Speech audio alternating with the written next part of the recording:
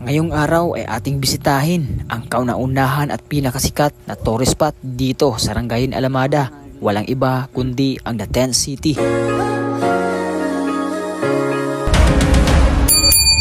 Simulan natin ang istorya dito sa Minsayap habang inaantay ko ang aking kasama.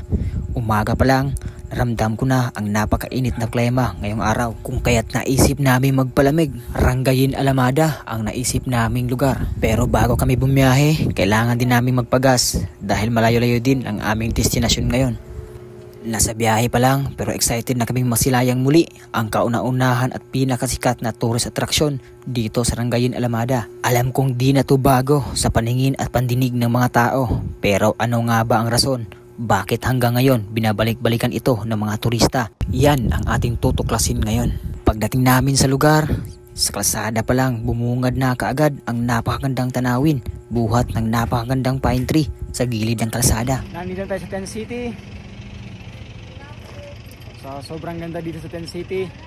Mula noon hanggang ngayon di nagbabago. Tara, pasukin natin. Dito pa lang sa entrance ay nagpadikit na rin tayo ng sticker para na rin accomplishment natin na napuntahan natin ang isa sa pinakamagandang tourist spot dito sa Alamada. Pagpasok namin sa mismong hardin, ito na ang bumungad sa amin.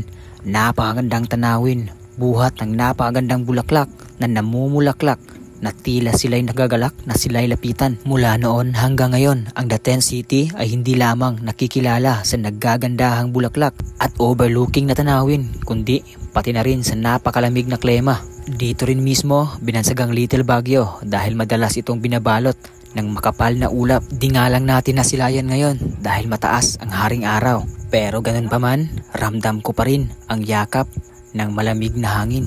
Dito, nasagot na ang aking katanungan kung bakit binabalik-balikan ito ng mga turista. Dahil bukod sa maganda ang tanawin, masarap gawing tambayan habang nakipagkwentuhan sa barkada. Lalo na kung iyong mahal sa buhay ang iyong kasama. Kung malayo ang iyong uuwian, walang problema dahil meron silang room na pwede mong rintahan para iyong matulugan. Malawak na function hall upang ipagdiwang ang iba't ibang okasyon. Pwede ka dito. Sa karagdagang impormasyon, maaari mo silang i-message sa kanilang Facebook page, The Tent City. Sa muli, ako si Ray Martizon. Adaday!